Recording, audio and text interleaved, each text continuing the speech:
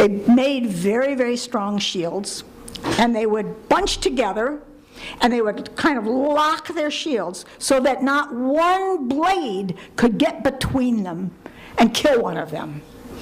And I think that's what the Koreans do. They hold together so that the imperialists can't get one little crack to get its knife into them.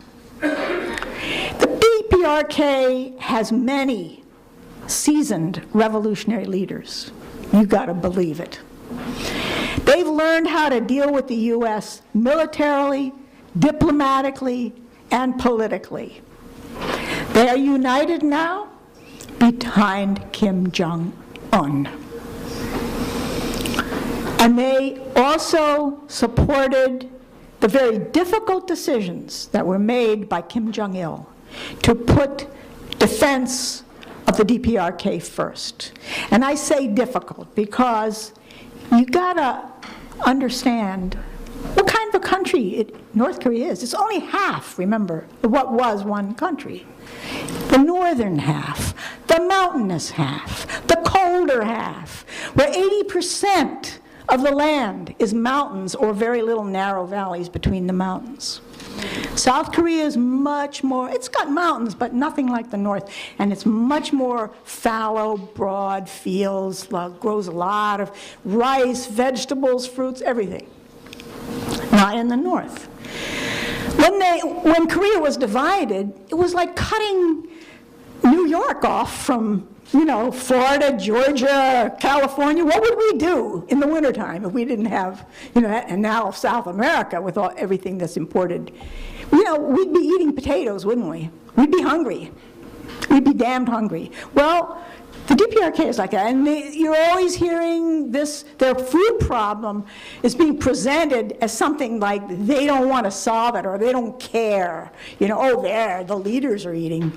I've been to DPRK in the wintertime, and I can tell you because they have also had a big fuel shortage, which is what caused them to develop a nuclear industry. That big fuel shortage. They don't have any oil.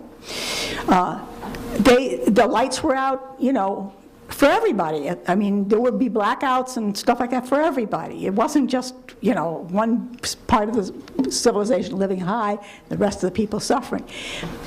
That's here. That is what you have here. We have, in this area, a lot of very fancy restaurants.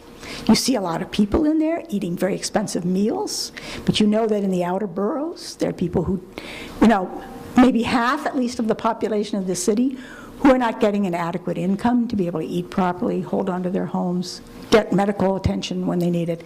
That's here. That's not the DPRK.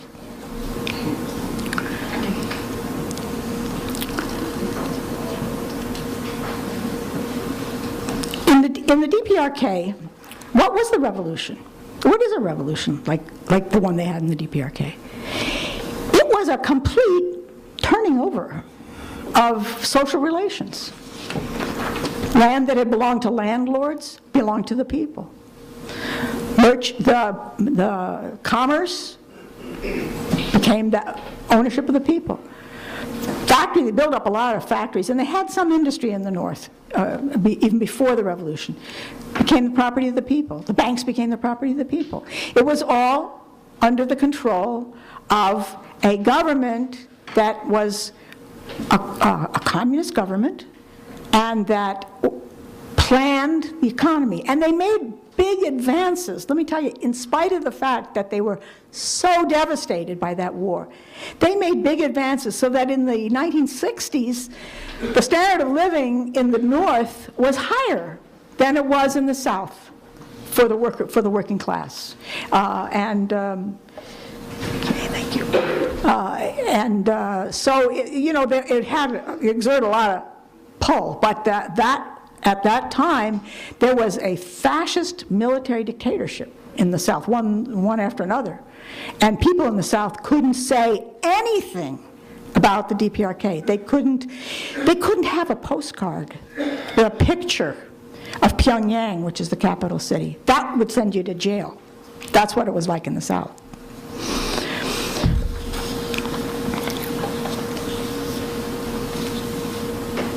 So how do we go about defending Korea?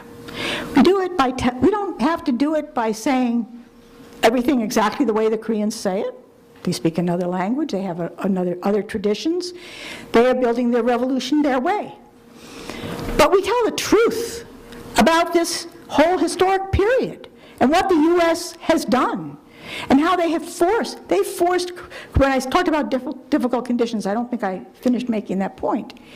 They had to decide, and Kim Jong Il was the leader at that time, they had to decide whether to allocate more funds to defense or whether to allocate more funds to consumer items.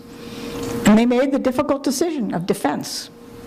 Well, when you look at what's happened to so many other countries in these last 20 years, you have to say they made the right decision.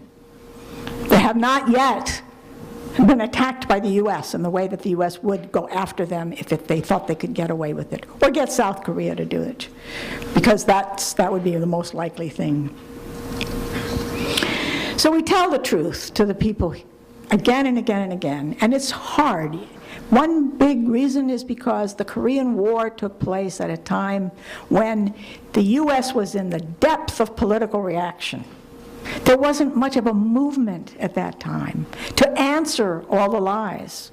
And so a whole generation grew up without knowing much at all about Korea and about their struggle, just thinking of that, oh, you know, it was some terrible place, that U.S. soldiers had died over there. Gee, you know, well, why were they there in the first place?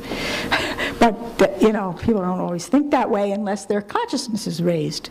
Well, today there is rising consciousness, and it's based on the new material conditions in this country, and people not trusting those who have the power over them the way they once did, or at least didn't want to, you know, contradict.